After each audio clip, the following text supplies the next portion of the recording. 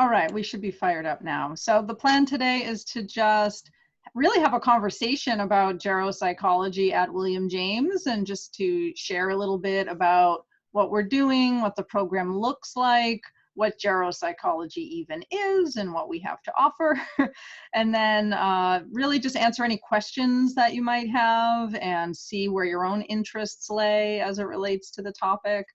We have William here, who is a current first-year student and at a Gero-psychology focused placement. And then we have Michelle Jolson here, who is in her 4th year, finishing up the program, moving into her APA internship next year, so she can sort of reflect back on her experiences studying Gero over the course of the last several years in the school. And as it happens, I'm also an alumni of the program from many years ago at this point. So I have pretty deep roots in the Boston area and pretty deep connections to William James myself. So I know the institution well. If there are other kind of broader or more general questions that you might have about the school, I'd be happy to address those also. So I do have some slides. I could kind of flip through a few. We could chat a little, flip through a few, chat a little. But maybe we could just do a little bit of a go around and do some more kind of just a little introduction. I'll kind of start. My name is Catherine King. I'm the Gero-psychology faculty member. Arlene Rosowski is also a faculty member. She is actually planning to retire at the end of this academic year, so I'll be taking over the concentration starting in the fall. And I was a student of Dr. Rosowski when I was a graduate student many years ago. And I am a geropsychologist. I have a small private practice at this point. I trained in the VA for a few years, working in palliative care, skilled nursing facilities, home-based care. When I finished my training, I worked in a group practice for a few years where I was embedded in a primary care setting. So I would see older adults within primary care. So I would say I'm pretty conversant with all the many different locations in which people practice and work with older adults. It's very much, oftentimes services are delivered at the place where older adults may be coming for other things, like in the primary care office, or because they're, in a nursing home or an assisted living and things like that. That said, right now in my private practice, it is an outpatient practice. I have an office in Quincy, and I take Medicare, and I see people for fairly traditional 50-minute hour type psychotherapy, mostly do cognitive behavioral therapy, ACT, and so I'm seeing a slightly healthier and younger version of older adults at this point. They're folks who are still living in the community, able to drive and get around. So that's what my current practice looks like. But I'd say I have a pretty strong background and interest in working with folks who have more medical illness, and, working in palliative care and end of life is something that has always been meaningful and interesting to me too. So it's a little bit about me. Along with Gero, I teach ethics at the school and a clinical seminar. I'll be teaching a first-year clinical seminar next year, and other random courses as needed. So let's see. Michelle, do you want to go next, and then we'll go to William? Sure. Hi, everyone. I am a 4th year, which is pretty exciting to say. Finishing up my last semester of classes. Thank you. Thank you. I saw the applause over there. But anyway, so I picked William James College because of the focus in geropsychology. I actually met Dr. Rosowski at the end of interviews, and she stuck around and talked to me for 30 minutes. And I knew going into grad school that that was something I wanted to focus on. So I've had 2 Gero-specific placements. One was Elder Protective Services of the Merrimack Valley. So that was all in-home work. So I would go to people's homes and provide them with individual therapy. Which we can definitely talk about in more detail if you have questions about it. It's a really unique experience being in the place that someone lives. And then my other Gero-specific placement was at a VA hospital where I had concurrent rotations. So throughout the year, I was in 3 different units. I was in an inpatient kind of nursing home unit, I was in the hospice unit, and I was in the outpatient mental health unit. So people who drive to the VA, stay for their 50-minute sessions, and then they go home. and I will be having my APA internship in San Francisco starting in July, where I'll be doing kind of some health psychology components of Gero in a medical setting and also in an outpatient settings, hopefully seeing more older adults. I'll be the head intern, so I get to fill my own caseload. So I'm going to fill it with older adults because I can. Excellent. Thanks, Michelle. So my name is Will, and I am a first year. My internship is at Blackstone Valley MHOT, which is an elder mental health outreach team. And similar to Michelle's experience, I go in the homes of the older adults. And this is really great because a lot of them have recently lost the ability to drive and don't have the transportation. And that's a really big barrier to care. So meeting them in the home is a different experience, and it really breaks down some barriers. So I really find it very meaningful to be there. And it's, it's different than an office space. It's more of a, I don't know if intimate is the right word, but it's, you're in their home, you're where they live. And oftentimes that's where they, can't leave, unfortunately. Yeah, especially now. I have interest in geriatric care, which is why I chose William James College. And I spent some time as an EMT, and I was very close to my grandmother. So I have interest in the palliative and end of life role. And I guess that's it. So that's great. I had forgotten you had an EMT background, William. Yeah. I had forgotten about that. Yeah, right. Have people who come in, I think, from medical background sometimes, EMT. There's actually been a few students or prospective students with that background, and also nursing and healthcare. People who encounter older adults and other work. Yeah, definitely. Yeah. Sorry. Go ahead. When I first started, when I first started studying psychology undergrad, I wanted to work with kids, and I had very little interest in geriatric care. I didn't think it was something that was very meaningful, but definitely not, especially after spending time as an EMT and stuff. You see a lot of facets of life, and it's very interesting. Yeah, great. Excellent. Tin or Hayden, would you tell us a little bit about your interests and... Sure. So I'm from Boston, so I know the area. Great. So that's nothing to do with this, but yeah. So I was interested in geropsychology because I was also due to my relationship with my grandparents, I was raised by them, so I kind of find older adults cute. That was the beginning of interest, and I mainly have experience with children so far, but I worked as a residential counselor before with older adults with mental illness, and I am currently trying to be a caregiver for the elderly, just to get more clinical experience right now. But I still work with children right now. I'm currently a behavior technician, working with children with autism, so still kids and older adults, so kind of weird, but yeah, interest in both. But yeah, well, it's interesting because I've encountered recently that there's I forget what the national organization is called for people who do behavior therapy, the kind I think that you're talking about, but they actually have within that national organization a small subgroup of people who apply those same techniques to working with older adults, particularly people who have dementia, with whom you can't do traditional psychotherapy. So you really need to do behavioral intervention and engage with the families and change the environment and set up contingencies. And it's very pure behaviorism kind of stuff, because that's all you have to work with, unfortunately. So there's actually, it may seem completely disparate, but depending on what setting you find yourself in, some of those skills I think you find may be very useful. I've always found it interesting when I've worked in nursing homes to try to help do behavior plans for people when they have dementia and disruptive behaviors, and you have to figure out kind of interesting and clever ways to structure the environment or change the reactions of the nursing providers and things like that to kind of address the behavior. Thank you. All right. How about you, Hayden, a little bit for us about where you're at and what you're interested in? Sure. So my name's Hayden. I'm a second year in the counseling program at William James. My interest for working with older adults was also because of my grandparents. I was very close with them, still am. In my first year practicum experience, there were a lot of older adults at the site that I was at. And I had never really considered specializing or working with older adults specifically until I was there and really enjoyed all of my time with those clients. I, beyond that, don't have a ton of experience working with older adults.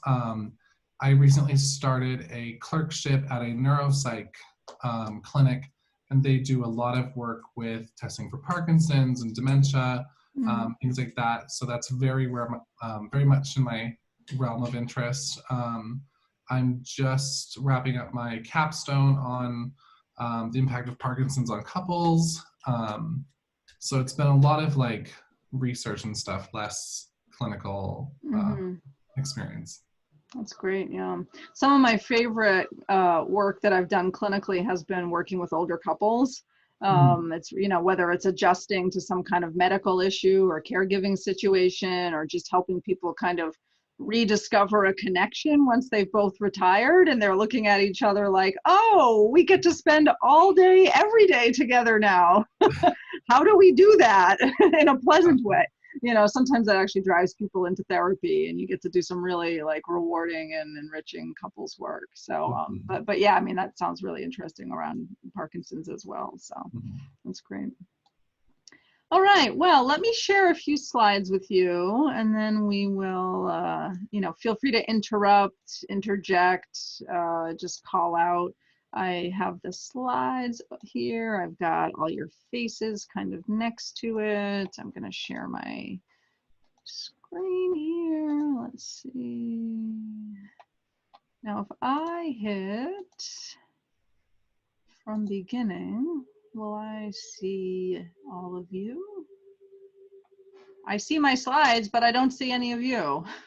So I think I'll just leave it like this. Can you see the slides? Is that, we can go a little bit bigger, or let's see. Okay. So again, just kind of interject as needed. If any questions come up, I'll just kind of hit some of the highlights here. So we have everything you want to know about geropsychology, hopefully. So it sounds like you're all kind of already thinking about this, but right, geropsychology is a specialized niche within the realm of clinical psychology. So when you become a clinical psychologist and you specialize in this work, you can become a geropsychologist by getting appropriate training. We do have a board certification in order to affirm that specialty in that way if you wish to pursue that. I'm in the process of that right now. It was only developed a handful of years ago, so it's a relatively new specialty, but it is a recognized specialty within the field. And the focus is on applying everything we know about psychology to understanding and helping older adults as well as their families. You know, so we also, within our wheelhouse, is doing caregiver interventions, working with adult children, you know, doing grief work with younger folks when an older adult and their family passes away, doing family work when there's multiple generations work together. So it's really working with older adults in kind of a broader social context and with that family perspective. Okay, just a few things about the need for geropsychologists. So people over 65 are the fastest growing demographic at this point. The National Institute of Aging did a study estimating that there would be a need for, and this is actually by 2020, so it's this year, the need right now is for 5,000 full-time doctoral level geropsychologists by this year. And my friends, I'm sad to say we are nowhere close. There was one study that found that there were only 700 practitioners who were spending at least half their time with older adults. So this means they're not even doing it full-time. They're just spending at least half their time. And then maybe the rest of the time they're working with adults or doing other professional activities. And then when I made these slides, which was, I don't know, maybe a year or so ago, when I checked in with the board certification folks, at that point there were only 60 people, roughly, plus or minus, who were board certified. So the board certification, again, it is new, so there hasn't been a lot of years. There's some catch up being done in terms of people who've been practicing going through the process of getting board certified, such as myself. But nonetheless, what you see is that the need and the numbers, they don't match up, right? They're not lining up here. So we really need to do a lot better in our field at recruiting and getting people excited and interested in doing this work, both full-time as a professional geropsychologist geropsychologist, as well as part-time. So if you're just interested in working with older adults as part of a generalist adult practice, that's also wonderful and appropriate. I think, my approach in terms of working with students at William James is very much like a big tent mentality. If you want to specialize in just Gero, love it, I'll help you do that. And if you want to work with older adults into more of a general adult practice or a family practice or some other way that you're interested in working, then that's cool too. We just need more help, all hands on deck, full-time, part-time. Just, develop the expertise that you can and go out there and help out, because the need is great and growing. And at the time of these slides, which I actually don't think this has changed yet, at the moment, I believe there's still only 2 PsyD programs in the country with the Gero specialization. It's us and it's Yeshiva in New York City. There are a couple other PhD programs that offer, more research-oriented kind of training and that focuses on Gero-psychology, but there aren't a lot of opportunities to specialize in Gero. So you may find yourself looking at courses and programs, and they're just, there really isn't even a lot of coursework, or you can find entire schools that don't have a single Gero-psychologist on their faculty.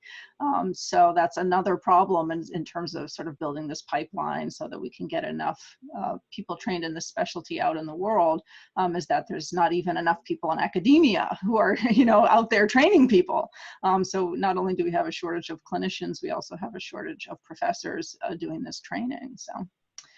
So we got a ways to go, my friends, and I'm glad that you're here and hopefully interested in helping out with that cause. So if you're wondering what the heck does a geropsychologist do, well, we do a lot of the things that a generalist psychologist would do, but we do it with older adults. So we do individual, couples and family, we do group therapy, all these other things, but with this special population. We also have people who specialize in doing assessment, people who do cognitive screening, capacity assessment, and there definitely is a distinct subgroup of people within William James who are interested in geropsychology, who are also interested in neuropsychology. So sometimes people do that as a dual specialization. So they'll specialize in Gero and neuro, or they'll do the neuro concentration and the Gero emphasis, or vice versa. So that's definitely, those two fit together, and we make sure they play well together so that people can pursue both of those things. But geropsychology is not neuropsychology, and if you became a specialty geropsychologist, you could still do some testing. You can do cognitive screening, you can do capacity assessment, assessing people's capacity to live independently, assessing people's capacity to make their own medical decisions, and other such capacity issues that may arise. There's some interesting literature in terms of capacity to consent to sexual activity, which has become an issue at places like in nursing homes. So how do you know when a person has that capacity to consent? So psychologists develop that expertise, particularly us in Gero. So there's a lot of interesting applications for assessment there that we can do aside from just neuro assessment. Let's see. Does anyone want to chime in? Michelle, William, are either of you doing any kind of assessment or screening in your work? I am not. I see William shaking his head. How about you, Michelle? Not currently, but I definitely did in both of the settings that I was in with older adults, especially screeners, in outpatient, in inpatient. Yep, we would use the GDS.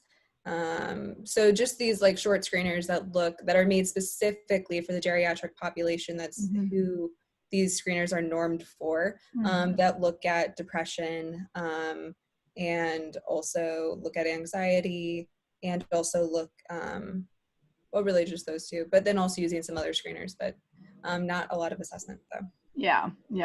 So what you find is that there are people who have a strong assessment interest and they seek that out and often go the kind of the neuro route.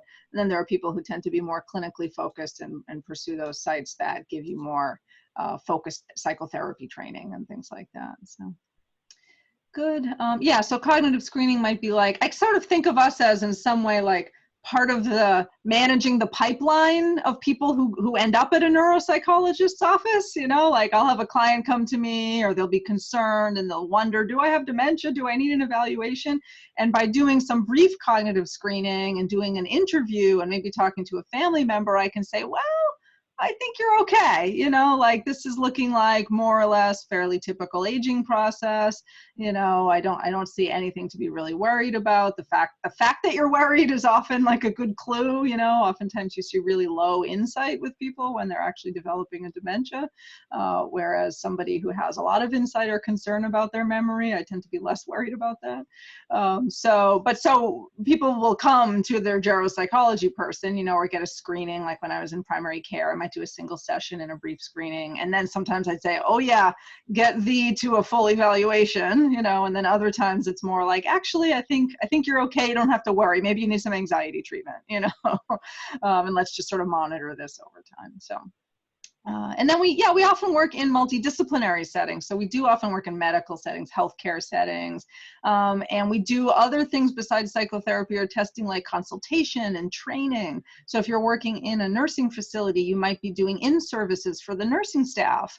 You know, you might be providing education about behavioral interventions to the doctors or other specialists who you might be working with. You might be interfacing with physical therapy, occupational therapy, to work on the behavioral side. You might be doing behavioral pain management kind of interventions, you know, so there's also a lot of overlap with health psychology because of that sort of medical side of things. Doesn't necessarily mean that all Gero work has to be kind of in this medical, through this medical lens. There are many people who focus on adjustment to retirement, or they focus on grief, or they focus on, you know, some other, you know, even grandparenting, you know, how do you have like good, healthy relationships in a multi-generational family?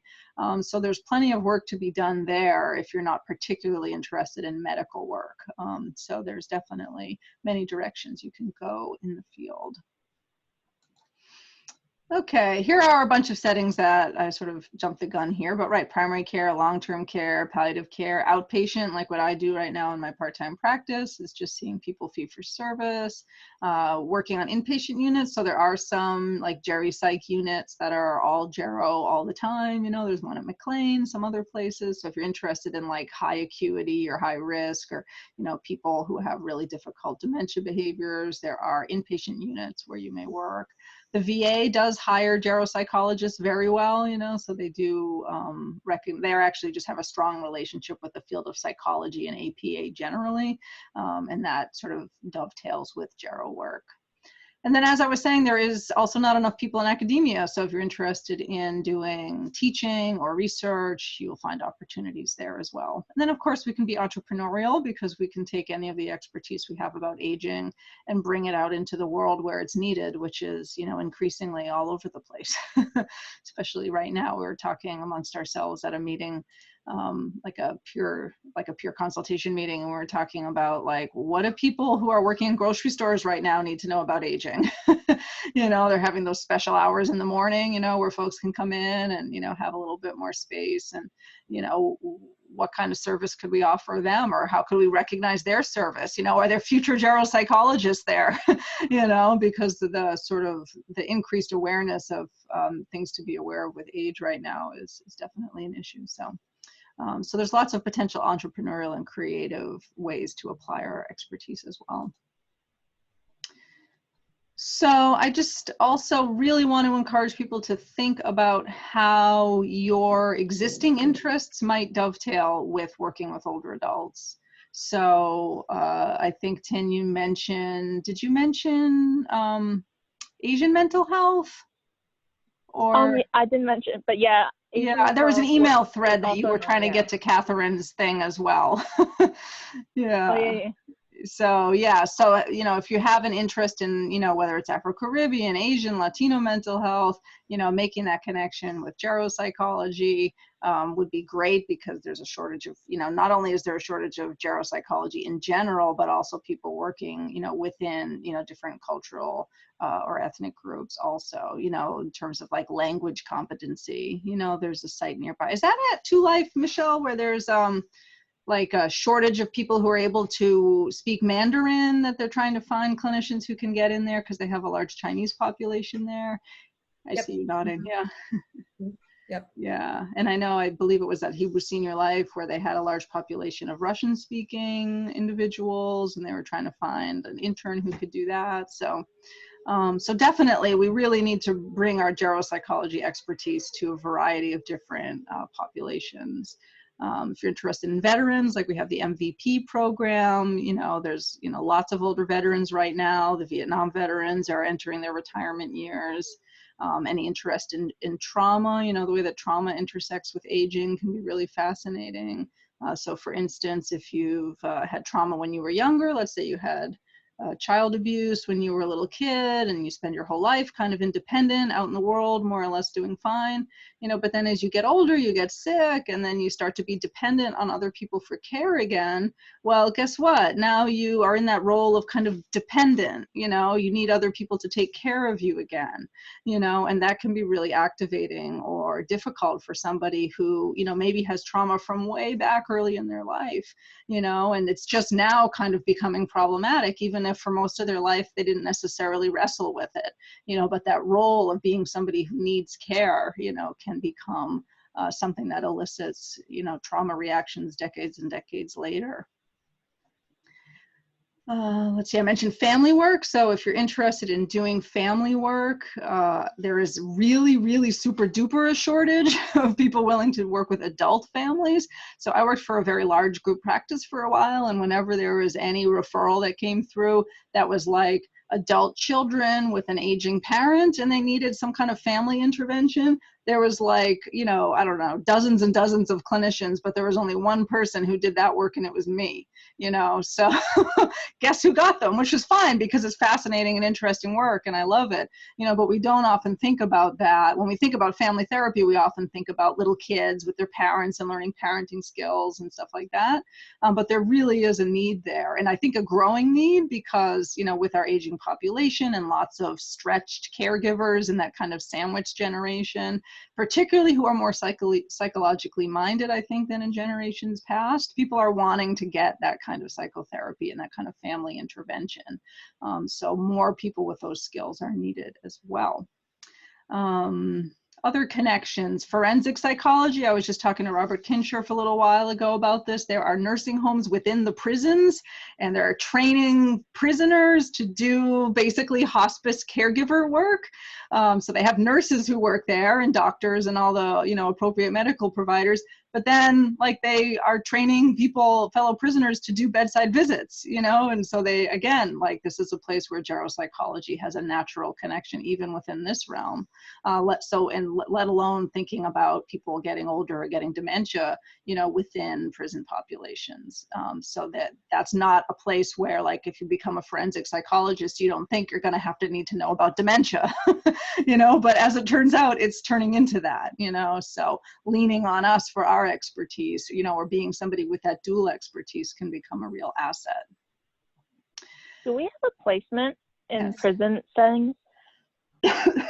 There are some prison-related placements. We don't have one yet that is like a prison nursing home kind of setting or any kind of forensic Gero site specifically. So that would be work you could pursue professionally after you graduate.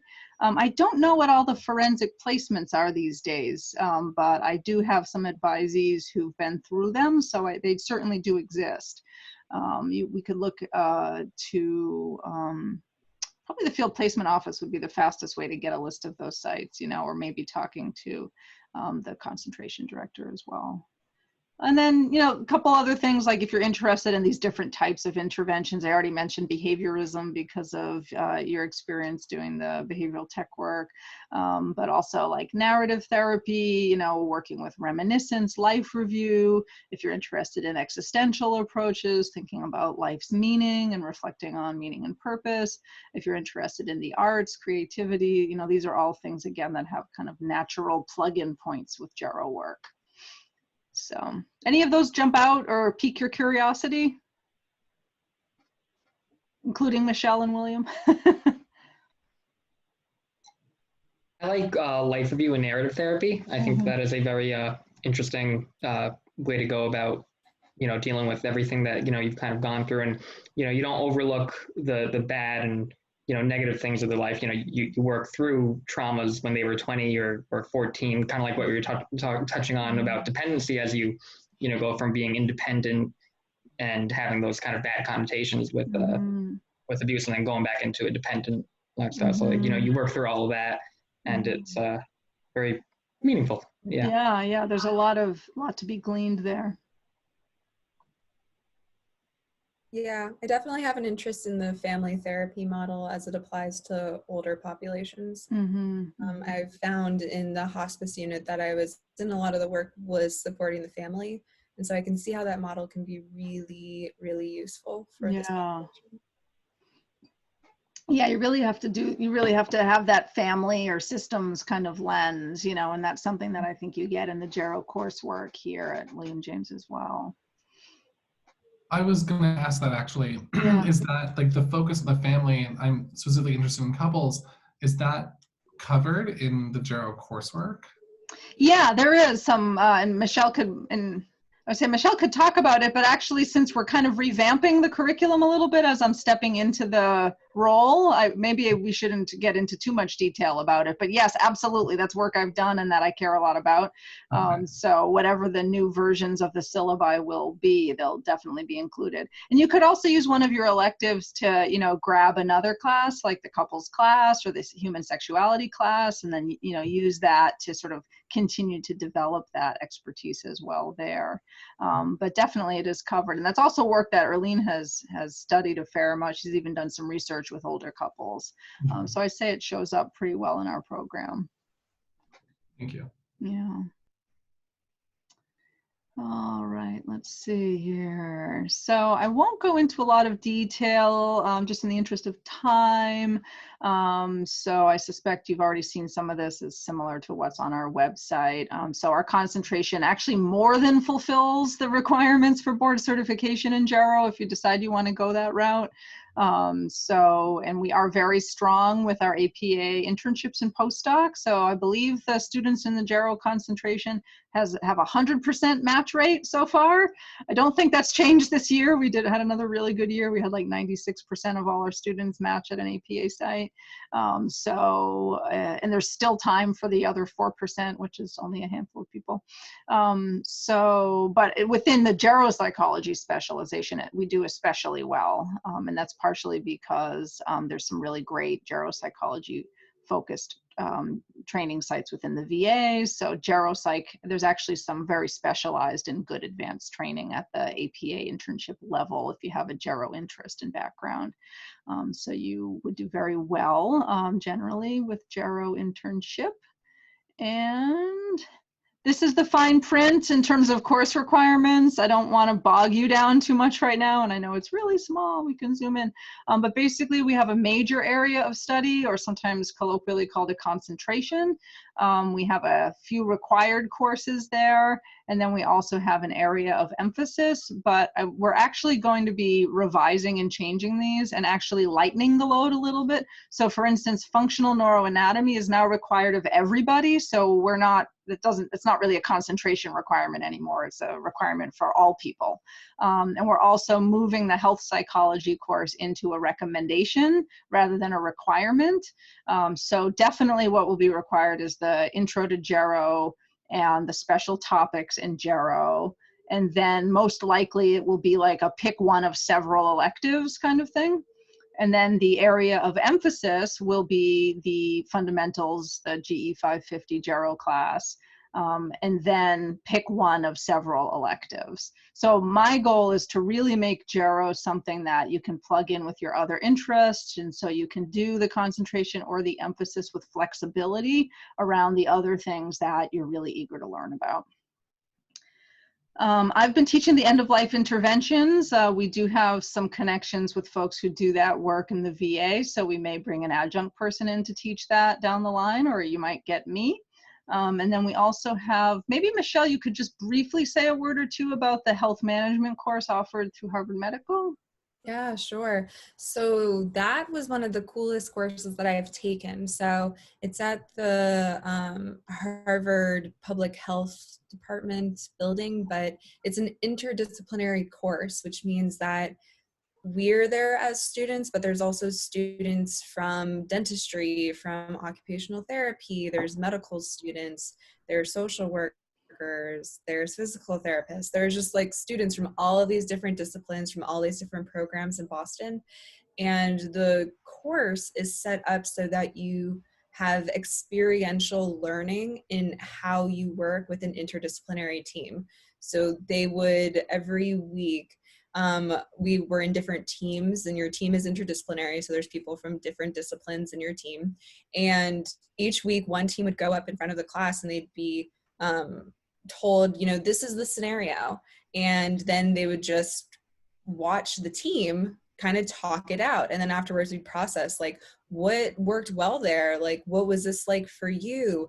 And I found it to be extremely helpful, because the following year I was in a VA setting where I was part of 3 to 4 different interdisciplinary teams. And so learning how to not only speak from your discipline, but also work with other disciplines and understand their areas of expertise and where the overlaps are, is really important. So really cool class. I'd recommend taking it if you can fit it into your schedule.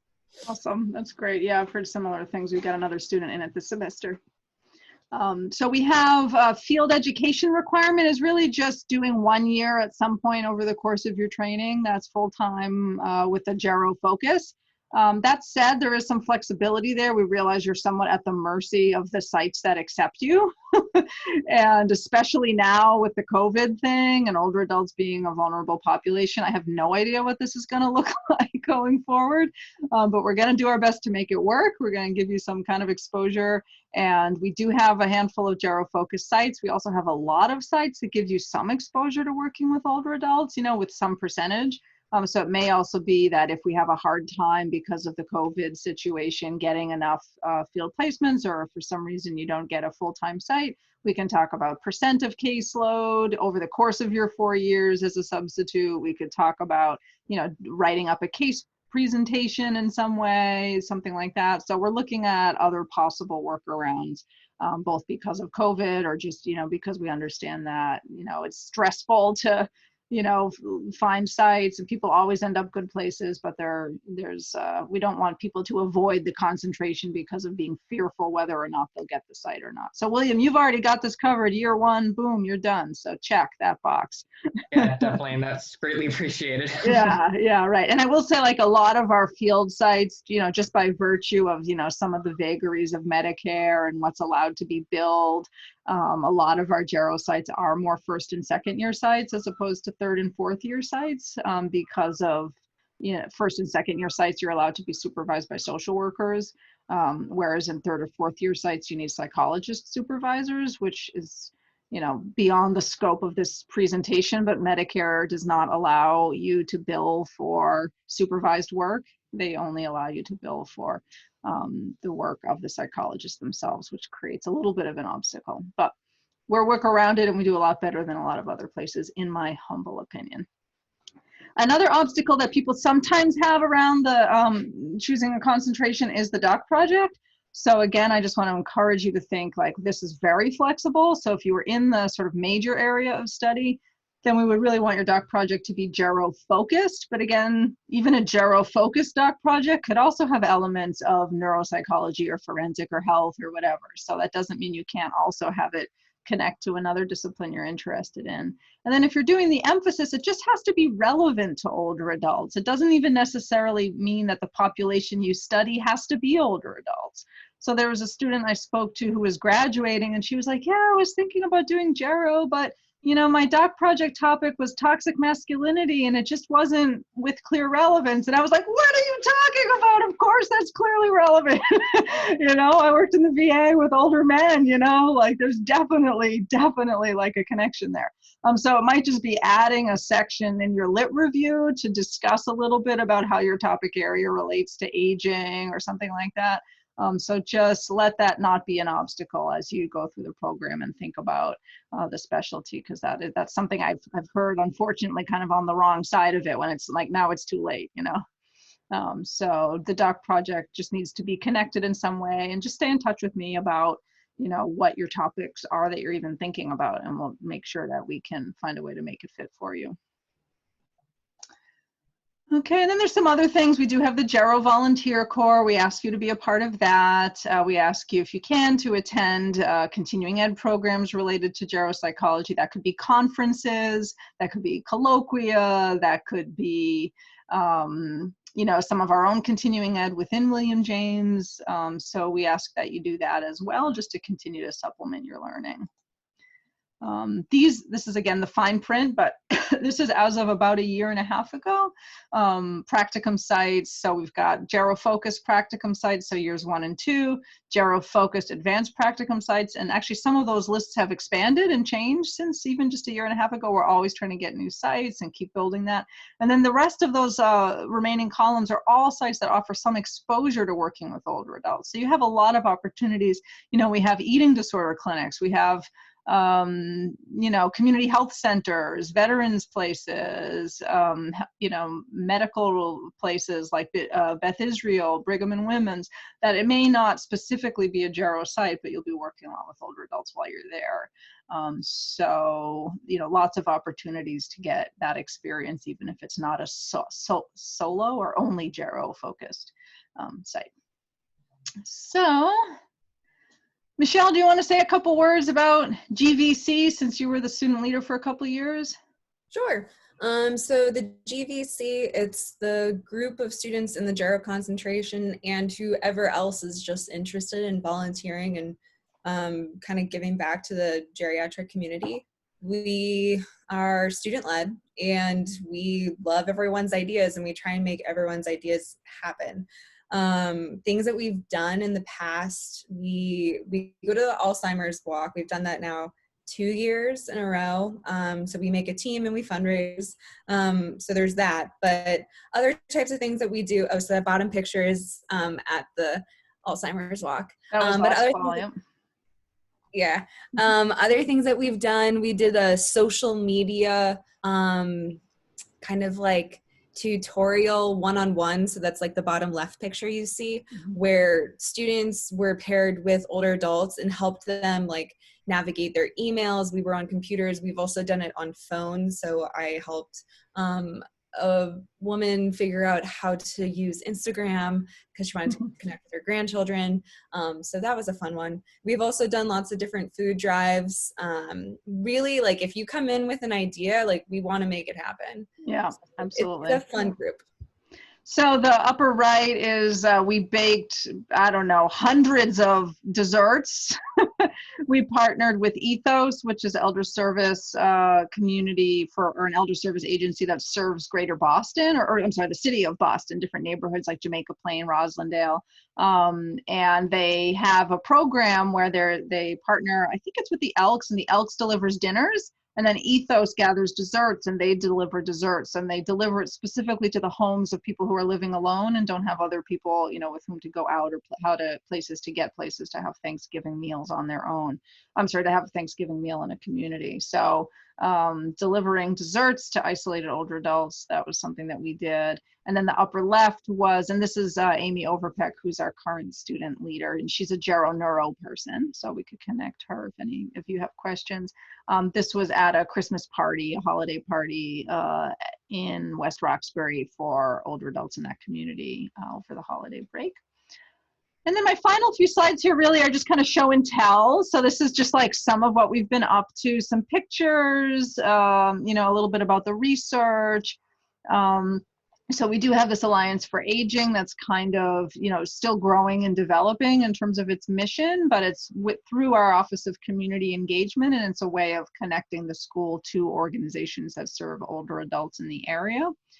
And then we also are involved in research, you know, so there's been a number of projects that I've been involved with and had students help me with. So this is from the Gerontological Society of America last November.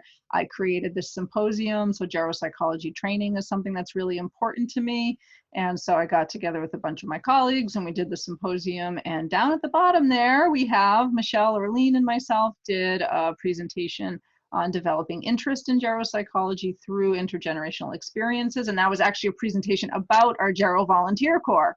People got really excited about it, and we may start to find some Gero Volunteer Corps or variations thereof showing up in some of the other Gero training programs. programs.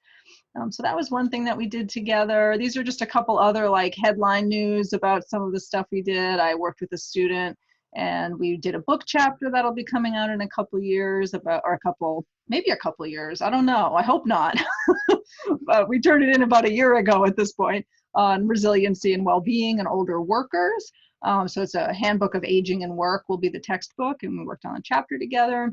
Brianna Reed and I, she's a health psych person with a Gero interest. We did a qualitative analysis of some survey results we got about asking students what they want to learn about working with older adults. Like, so what do you guys want to know, all you people in the doctoral program?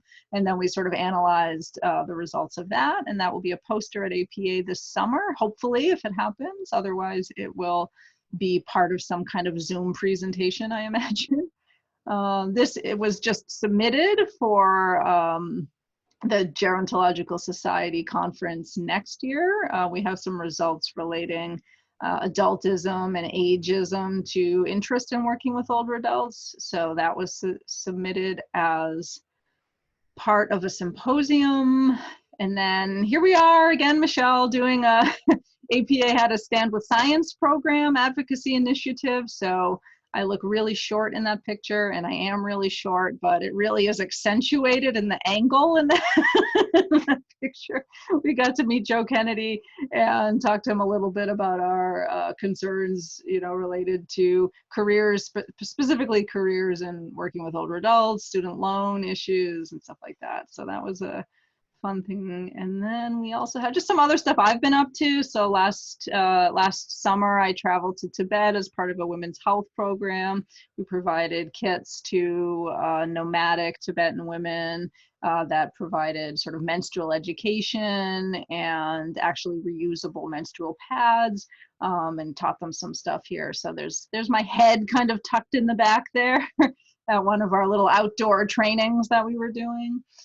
So that's something that's close to my heart. It probably, given the health and the political climate, is not likely to happen again. It was something I did on my own, not necessarily connected to the school. We had thought there may be some way of making some connections, but I'm not completely sure that will happen. But nonetheless, keep busy doing things. And I'm also someone who is involved in student life generally, and I've been, part of a group along with David Haddad leading a morning meditation on Monday mornings. So we're still trying to figure out how to do that, maybe on Zoom or remote or something. Who knows, how long this will continue in our current state, but certainly it could. So that's just some of the other stuff that I'm up to. And then I think we just have our little closing note here, right? Yeah, so be in touch if you have any questions for any of us. Oh, we need to update that for you, Michelle, but let's see. So I guess my final, thoughts here, and then, any other questions or comments you might have, is just to say, like, for me, I'm really passionate about getting people excited about working with older adults. I'm also just really passionate about education. I feel like mentorship is something that's really important and that I take seriously. So that's a role that I, happily fulfill, and you'll find me hopefully being a responsive and engaged person who you can reach out to with any questions, any random Gero questions. I get random emails all the time from students who are at random sites and have an older adult they're working with, and they, kind of don't know what to do. So I'll get a message from people. But also, if you have an interest in research or, anything else related to Gero, that's something that really is important to me in my own role. So yeah, so that's my final thought. We've got about a couple minutes left here. Questions, comments, things people want to add? I don't know if you guys would be interested, but I'm volunteering with a nonprofit called Friendship Works, and so we work with older adults, and so it requires like I think a 9-month commitment. Mm-hmm. So that's one thing. But we would be matched with an isolated adult, and we meet them once a week to like just talk or like go on walks or something, and like if necessary maybe make it a phone call instead, because like we might be too busy, but we try to meet them. And with the coronavirus going on right now, we're only doing like calling them once a week right now. I don't know if you guys would be interested in that, because it's like I just started recently, but it's been great so far. And like the elder that I was matched with, it's just it's just sad, like how, like I think I might have been like the only person talking to him for the like last half a year kind of thing. So Yeah, it's just, I don't know. absolutely. I'd love What to is hear it more. Yeah, what is it called? Yeah. It's called Friendship Works. It's one word. It's in Boston. It's located right in the city. So. Great, that's great. Yeah, that's the kind of thing that, you know, we love to connect with, you know, maybe with the GVC, or just share the opportunity with, you know, just the student body, if that's something they might want to sign up with, or if there's leadership there that, you know, we could help with or facilitate, that, you know, there'd be another potential angle to be supportive of the volunteers or be supportive of the organization in some way. One thing that the Alliance for Aging has been trying to do also is to connect to some of these organizations that are out there serving older adults and help them deal with like program evaluation, help, you know, they probably have a lot of data that they're sitting on, like, can we help you do a data analysis? Can we help you serve your population better? We can be your, you know, sort of social science, you know, consultation team, as well as, you know, connection to potential students who might want to actually do the work, you know. So yeah, I'd love to hear more about that. Thanks for mentioning that.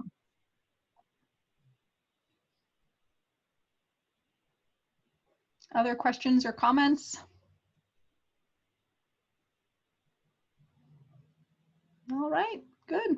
Well, we've had about a 50-minute hour, so that's usually where my body clock starts to click in and say, oh, is the hour over? So I think everyone's got my email here, so feel free to shoot me any other messages if questions come up afterwards. And thanks for coming today. I hope to see you in the fall. Thank you. Thanks for William and Michelle for your perspectives as students. Absolutely. Thank you. Feel free to reach out if you have any questions. Great. Thank you so much. Thank All right. you. Bye, everyone. Thank you. Bye.